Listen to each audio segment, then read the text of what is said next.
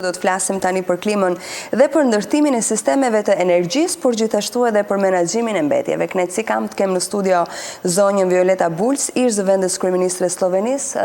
Nice to meet you and welcome. Thank you very much. You are welcome. Edhe zotin Lulzim Bauman, ekspert i ekonomisë qarkulluese dhe menaxhimit të mbetjeve. Përshëndetje dhe mirë se erdhët. Për të respektuar zonjën Ish-kryeministre, dua ta filloj me të fillimisht. Zonja Bulc, ju jeni në Tiranë për organizimin e një konferencë mbi ndërtimin e sistemeve të energjisë me rezistencën e klimës. Cili është synimi juaj përmes këtij organizimi? Well, thank you very much again for inviting me to the studio. Of course, this is our first day of a Western Balkan tour on climate change and resilience strategy, especially for the energy sector. Climate change is becoming a major topic all over the world, not only in our part of the world. And of course, bringing the high level of awareness, which is our first goal, and inviting the local communities, the local the regions to act upon the challenges that the climate change is bringing is something that we would like to support. So bringing the awareness up. The other one is actually what we are doing now, getting the media attention in order to talk about this more, to get the message across to people, and to activate the local strength, knowledge, and commitments in order to be prepared for whatever is coming in the future. So, Mr. Lulzim will help us for translation. Një përkthim për ta bërë sa më të kuptueshme dhe për ata që na ndjekin, zoti Lulzim, pra për përgjigjen e zonjës. Zonja thot faleminderit për ftesën. Kjo është vizita jone e parë në Shqipëri për gjatë turit që ne kemi për Ballkanin Perëndimor për çështjet energjetike. Ndryshimet klimatike është një problem global, jo lokal, edhe kjo është ajo që ne duam të sjellim edhe në Shqipëri, duam të mobilizojmë qytetarët shqiptar, por njëkohësisht edhe përmes medias, përmes problemeve që do vinë nga ndryshimet klimatike dhe për mënyrën se si ato mundën të përballojnë edhe të përballen me problemet shumëta që ndryshimet klimatike do sjellin. Zonja Bulc, ju e thatë që kjo është një temë globale në fakt dhe ka vite që diskutohet. Si mund të përgjigjet Gadishulli ballkanik ndaj këtyre sfidave? Well, certainly, Balkan region has one big advantage because it has so much water, and water being a hydrogen power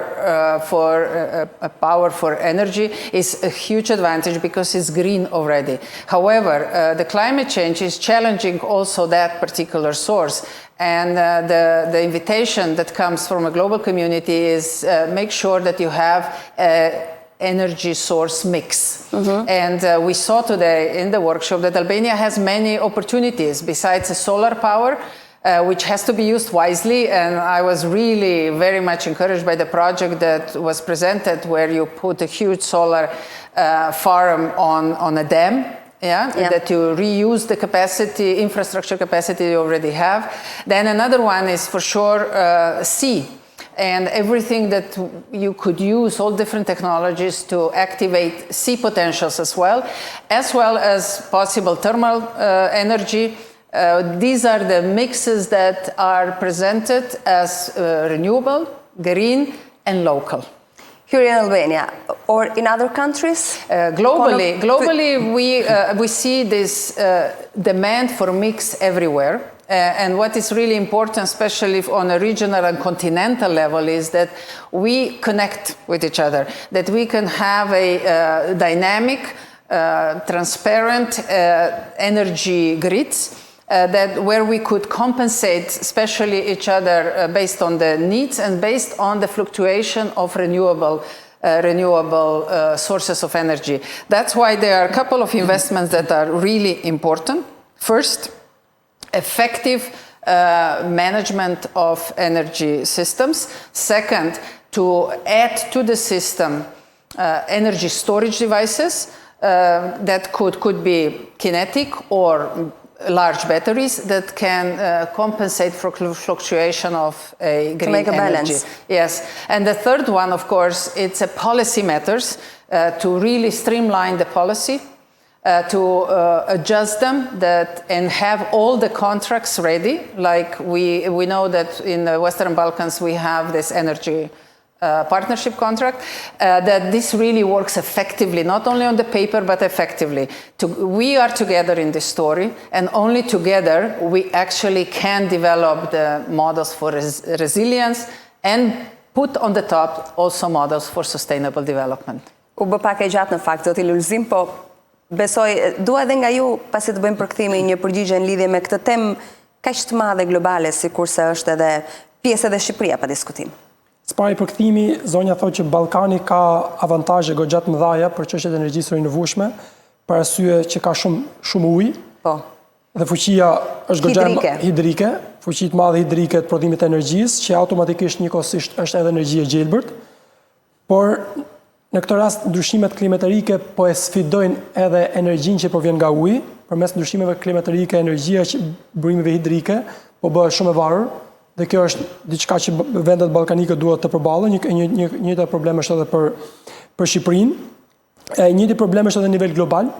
Dhe zonja po thotë që sfida është globale dhe ne jemi të gjithë bashkë njëkohësisht të efektuar nga ky problem klimatik, dhe në momentin që ne duam të bëjmë një zgjidhje, duhet edhe zgjidhje të jetë përbashkëta, sidomos përmes vendeve të Ballkanit Perëndimor, që automatikisht duhet të jenë të lidhura bashkë me rrjetin energjetik, edhe të gjithmonë të ndihmojnë njëra tjetrën kur një shtet ka më pak mangësi edhe një tjetër ka më shumë mundësi për të ndihmuar që të mbajë një balancë energjetike edhe në vite.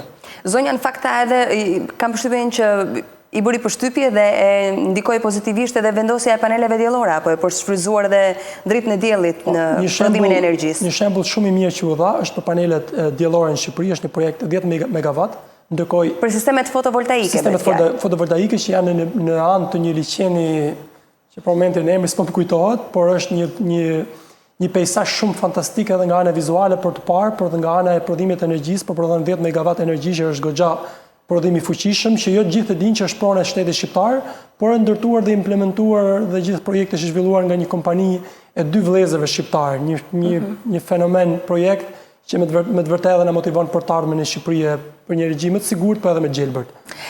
Maybe allow me only 2 more Yes, comments, because they're very important that they came forward also at this workshop where the leading experts and also political figures came and attend. First of all, there is a danger of a new type of poverty, which we call energy poverty. So it is of must essential for not only for the country, but also we see this topic emerging on a UN level as well, to make sure that nobody is left behind in this new energy transition, which you could manage through proper pricing, incentives, maybe even some financial support, but putting people in the middle is the most important thing. And at the top of that, education comes first. Yeah, education not only of the certain decision makers, but you start in the kindergarten and then you continue to teach young people in elementary school, in high school, university, and then when they grow up, they will become also part of this green avant-garde of Albania and continue with the lifetime learning to expand their capacities, to understand what are their options, because we have to keep that in mind, that the resilient Albania and sustainable Albania could be created only here. Yes, the rest are just good stories that you can learn from, but you have to rely on your own people, your own resources, and your own boldness. Pra, ndërhyrja që bëri zonja në fakt ka të drejtë kur thotë që edukimi për për energjinë e gjelbër edhe për ruajtjen e klimës duhet fillojë që në kopësht, apo jo? Saktësisht, zonja tha që një fakt që do të sjellë është varfëria energjetike, që unë do të shtoja që në Shqipëri kemi 37% varfëri energjetike. Kur themi varfëri energjetike, ku bazohet zonja? Çfarë nën kupton? Varfëria energjetike në fakt bazuar në dhënat edhe Bankës Botërore është varfëri e tillë kur qytetarët shqiptar nuk kanë mundësi të paguajnë energjinë elektrike. Dhe në atë lloj mënyre nuk e marrin shërbimin. Dhe në këtë lloj mënyre sigurisht si rregull nuk pagua, nuk merr shërbimin dhe automatikisht kalon edhe në krizë energjetike që edhe pa rrym dhe pa energji fare, por automatikisht edhe pa mundësi për të paguar energjinë, ose varfëria energjetike njihet edhe në rastin kur ka vështirësi të mëdha ekonomike për të paguar energjinë. edhe automatikisht përflasim për një numër goxha të madh shqiptarësh 37%. Ajo që zonja tha duhet patjetër një tranzicion energjetik që e përmendi edhe më përpara, dhe tranzicioni energjetik duhet kemi parasysh që të bëhet i përballueshëm edhe ekonomikisht. Patjetër. Në këtë rast duhet shteti të ndihmojë përmes çmimeve, përmes iniciativave të ndryshmeve, por gjithashtu duhet vendosi njerëzit në mes. Gjithmonë kur bëjmë një lëvizje duhet të shikojmë direkt impaktin apo efektin që ka tek populli, të gjitha nivelet e popullit. Tek më të varfërit deri tek më të pasurit. Tek mbasa dhe më të pasurit. E shikon të realizueshme zonja këtë gjë në Shqipëri nëse flasim në afat shkurtër apo afat mesëm? Një koment që do të shtoje nga zonja, pastaj më smiri do ishte pyetje direkt zonjës, sot që e ka përmendur disa herë dhe gjatë eventit sot që Shqipëria e zhvilluar, e qëndrueshme bëhet vetëm në Shqipëri. Pjesa tjetër një histori të bukur që mund t'i lexojmë nëpër Evropë apo nëpër Bashkimet Evropiane apo Amerika apo ku do të jetë. Dhe për këtë arsye, Shqipëria zhvillohet në Shqipëri me burimet që ka Shqipëria dhe me njerëzit që ka Shqipëria dhe këtë e ka potencuar disa herë. Që unë jam totalisht dakord me këtë pjesë. Se mund të realizohet. Zonja Bulc, çfarë po ndodh aktualisht në shkallë globale? A janë ekonomitë kryesore globale të përgatitura për rezistencën ndaj klimës? The third question.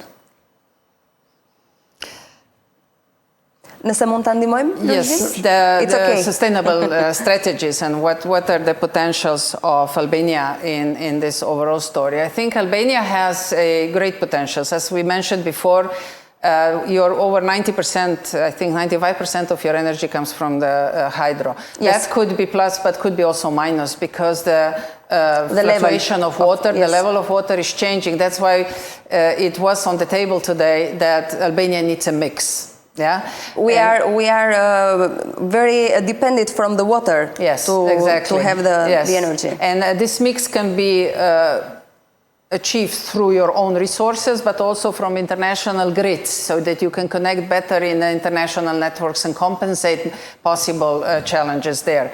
But one is the resilience, so that you could actually get your economy fit for the challenges, and the other one that is everything you do in the future, you do in the spirit of sustainable development, which means that it's integrated in every project that you do from now on, that you have a climate change in mind, and that you put the right criteria and evaluation factors in place, including regulation, in order to support such projects. Shqipëria ka një potencial të madh prodhimit të energjisë nga uji, për momentin 95%, varemi totalisht, që ka të mirat edhe të këqijat e kësaj, por njëkohësisht për arsye të ndryshimeve klimatike është një problem goxha i madh. Unë personalisht do të shtoja që 30% e energjisë që përdoret në Shqipëri vjen nga importi. Pra ne e blem nga jashtë energjinë elektrike. 30% jemi të varur nga importi. Dhe prandaj zonja po thonte që Shqipëria ka patjetër nevojë për burimet një miksim të sistemit energjetik. Burime alternative për të mos qenë të varur vetëm nga energjia hidrike. Saktësisht. Edhe këto diversifikimi energjetik në Shqipëri mund bëhet nga burimet vetjakës, siç është përmendur disa herë panelet solare, por njëkohësisht diversifikimi mund bëhet edhe përmes lidhjeve ndërkombëtare. Ajo që zonja shtoi është që zhvillimi i qëndrueshëm, kur flasim për projekte, sot flasim për zhvillim qëndrueshëm që duhet me parapar njëkohësisht të trija pjesët, siç është pjesa ekonomike, mjedisore, por edhe sociale. Edhe njëkohësisht gjithmonë në çdo lloj zhvillimi, në çdo lloj projekti në Shqipëri duhet marrë parasysh ndryshimet klimatike, sepse impakti i tyre është goxha i madh dhe në asnjë mënyrë nuk duhet nënvlerësohet. Cilat janë kapacitetet e Shqipërisë për të krijuar një strategji të mirë të qëndrueshme dhe cila është diferenca ndërmjet rezistencës dhe qëndrueshmërisë në Shqipëri? One is resilience, is as I said, that you can reshape your existing economy and the way your life, that you readjust your lifestyle to the challenge that are now coming on the table, especially from the climate change. Another thing is sustainable development is that whatever you invest in has all these components in as well, in the new projects, in the future visions, in the future strategies, in the future action plans. And so you cannot just constantly repair, but you need to work wisely in the future that you no longer need to go back and repair. But wherever we are now we cannot just delete. You have to readjust and create adjustments and improvements to be resilient. For example, if today agriculture and tourism was very much mentioned. And agriculture in all these intensive climate change conditions can no longer work in the way that it worked for the last 50 or 100 years. So there are lots of new methods, approaches, technologies, even digital technologies that help farmers to readjust better, to plant the proper crop, to have better surveillance of their fields, and to react faster to the changes that are coming. And also to monitor better the way how the water is used, the way how the waste is used, the way how the waste is produced. So you see, there is this fine balance that we are all seeking. In this, we call it VUCA world, or in the Anthropocene era, a lot of things will be unstable. And in these unstable situations, we need a lot of different apples in the basket, or maybe even pears and some other fruits, in order to be able to create the proper mix. Yes, I understand.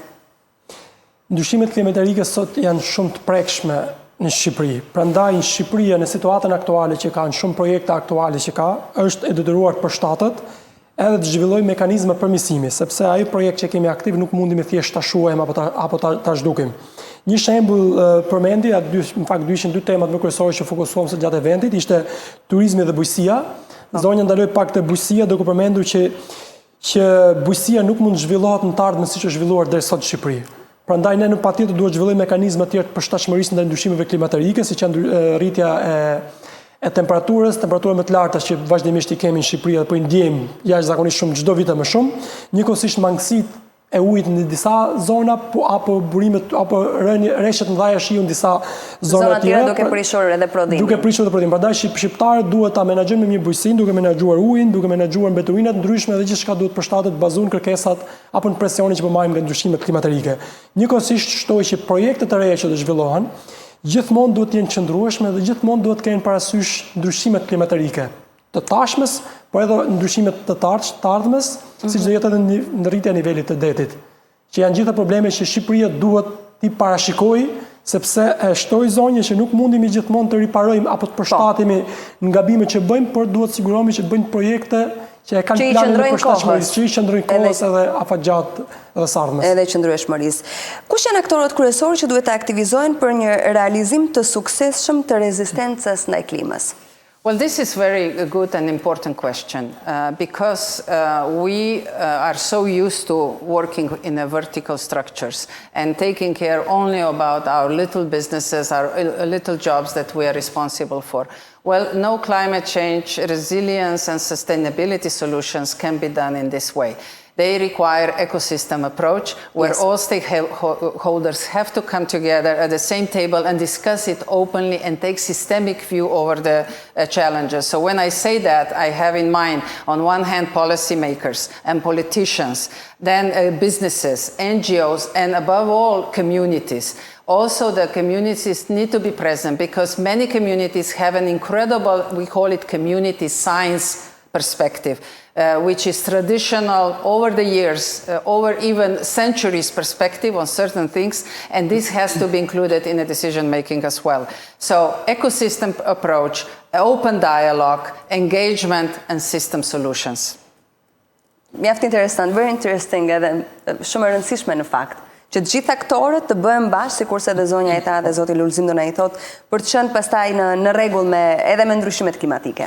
Po zonja tha që siç e përmendet, ndryshimet klimatike kërkojnë nuk mund të përballosh ndryshimet klimatike si një individ. I vetëm, patjetër. Si një individ I vetëm. Prandaj përmendi që politikanët, shumë të rëndësishëm, ligjbërësit, bizneset, organizatat shoqërisë civile, por shumë rëndësishme dhe komuniteti, të cilët kanë ato që quhet shkenca e komunitetit, të cilët kanë informacionet e vetëm reale të zonës të vendit ku po jetojnë, e gjithë këto duhet mblidhen bashkë dhe të krijojnë një dialog të hapur se si mund të përballojnë apo se si mund të përshtaten ndaj ndryshimeve klimatike apo si mund të krijojnë biznese dhe projekte të së ardhmes gjithmonë duke u bazuar në ndryshimet klimatike. Now, I have some questions for Mr. Lulzim. Thank you. Zoti Lulzim, dua të flas pak duke qenë se juve jeni eksperti menaxhimit të mbetjeve. Shqipëria kohët e fundit ka patur një debat të gjerë, madje edhe në parlament është diskutuar çështja e mbetjeve, por jo vetëm. A është zgjidhje incenerimi I tyre? Një pyetje që unë jam marrë shumë me incinerimin e mbeturinave, që në vitin 2018 dhe më parë kur u diskutu dhe u mendu ndërtimi i incineratorit parë në Elbasan. Jo vetëm unë si aktivist e asaj kohe dhe ekspert i menaxhimit të mbeturinave, por madje gjatë asaj kohe kemi sjellë dhe ekspertë që kishin deri 30 vite eksperiencë në Gjermani edhe në botë. Kemi takuar dhe me ministrin e mjedisit aktual të asaj kohe, kemi bërë një konferencë në Tiranë, edhe shumë qartë kemi thënë 2018-ën, që me video edhe me zë që incinerimi nuk është zgjidhje për Shqipërinë. Pse nuk është zgjidhje për Shqipërinë incinerimi? Për shumë arsye. Nesh kur shikoj politikanë ndryshëm, e krahasojnë Shqipërinë me Gjermaninë, themi shikoj edhe Gjermania e ka. E vërtet shumë është, por vetëm se Gjermania ka bërë disa hapur përpara. Gjermania ka ndarjen të mbeturinave që në shtëpi. Patjetër. Pse është rëndësishme kjo? Kjo është shumë rëndësishme sepse në incinerator nuk mund të dërgosh mbeturina të rrezikshme. Një pikë që unë e citoj dhe e përmendi vazhdimisht sepse dërgimi i mbeturinave të paselektuara paraprakisht të kalojnë në incinerator është shumë e dëmshme dhe incineratori është për mbeturina urbane dhe jo për mbeturina toksike. Kur themi mbeturina toksike, i referoheni? I referohemi çdo lloj materiali toksik siç janë bateritë, telefonat prishur, llampa, edhe shumë që ne mund të kemi në shtëpi, janë të papërdorshme dhe duhet të bëjmë ndarjen përpara se t'i hedhim. Definitivisht. Në momentin që ato kalojnë në incinerator është një bombë toksike. Një argument mjedisor dhe ekologjik shkencor i provuar që nuk duhet gjithsesi të ndodhin në Shqipëri. Prandaj them gjithmonë incinerator jo për momentin që jemi. Mbas 10-15 vitesh flasim, gjërat ndryshojnë dhe teknologjia e inceneratorit është një teknologji edhe e pranuar deri disi për 10% të totalit të mbeturinave, por jo për 100% siç është planifikuar Shqipëria. Së dyti, një fakt shumë i rëndësishëm që ne mendojmë gjithmonë edhe si shqiptar anën ekonomike, parat sa kushton, incineratorët ekonomikisht janë pa përballueshëm. Sepse një ton mbeturin për momentin në Shqipëri po të dërgohet në landfill kushton 30 euro, që është jashtëzakonisht shumë dhe e falimentoj bashkinë e Durrësit në këtë rast. Të imagjinojmë që për të djegur një ton mbeturina shkon minimumi 2 fishi mbeturina, 2 fishi i kostove. Kështu që përflasim për një bombë tjetër ekonomike se kush do ta mbulojë dhe kush do ta paguajë dhe shteti shqiptar nuk i ka ato mundësi për të mbuluar inceneratorin për afatgjat që të jetë i qëndrueshëm. Dhe jo thjesht hajde po na ndërtojmë, ta provojmë një 2 vite me fondet e qeverisë apo të marrim fonde nga një buxhet tjetër i një ministrie. Sigurisht, 2 vite e provon, por afatgjat nuk funksionon. Sidomos kur flasim për sisteme demokratike, se të ishin komunizëm, do ta kishin bajë 20 vite me siguri me zor gjallë. E kuptoj. Ndërkohë, si e shikoni debatin për trafikun e mbetjeve të kurum, zoti Lulzim? Pra, 2 anije me mbetje toksike u nisën drejt Tajlandës dhe çfarë parashikojnë konventat ndërkombëtare për këtë gjë? Spari konventa e Bazelit shumë qartë e shpjegon si funksionon eksportimi i mbeturinave të rrezikshme. Si Shqipëria, ashtu dhe Tajlanda janë bashkë pjesë të konventës së Bazelit. Kështu që kanë detyrime goxha të mëdha për t'i përmbushur. Ndër këto detyrime janë spari duhet një marrëdhënie bilaterale me qeverinë mes 2 qeverive. Kushdo qofshin, 2 qeveri që janë pjesë të konventës së Bazelit. Të dyja qeveritë duhet konfirmojnë se për çfarë lloj sasi mbeturinash po bëhet dhe ku po shkojnë. Dhe njëkohësisht, qeveria pritse, në këtë rast, duhet sigurohet që këto mbeturina të trajtuara dhe duhet t'i raportojë Shqipërisë për trajtimin dhe mënyrën e trajtimit të tyre adekuat me çështjet mjedisore dhe mbrojtjes mjedisit, dhe Shqipëria pastaj duhet të raportojë konventës së Bazelit, duke i thënë ose si themi, duke i dhënë dorën që ne e kryjm problemin që kishim me mbeturinat tona të rrezikshme. Në rast që bëhet puna në mënyrë legale, po flasim. Në momentin që bëhet në forma ilegale, gjitha këto ide të këto letrat bien poshtë dhe ka pastaj mënyra mafioze nga më ndryshme që sigurisht Shqipëria bëhet pjesë. Edhe një ndim të fundit, zoti Lulzim, për të përfshirë edhe zonjën Bulc në lidhje me këtë temë, për debatin e fundit se i takon pikërisht mbetjeve toksike. Çfarë opinioni ndan zonja Bulc? What do you think about the last debate that Albania has about the export of toxic waste? Well, first of all, let's be very clear. We have created an enormous amount of waste in all industrial revolutions. And that's why for the last 200 years, the negative impact of humanity on planet is actually increasing. So we need a good waste management. Yes, of course. But a good waste management means that we are not creating even more troubles, but that we actually do use the science and really good technologies in order to either destroy or use the waste for something else. That's why, on a global scale, 3 strategies are now were put forward. First, circular economy, which deals a lot with minimization of waste. So better design, better rethink, redesign, reduce, reuse, and then hopefully very little recycle and create very little waste. The other one is the management of regenerative economy.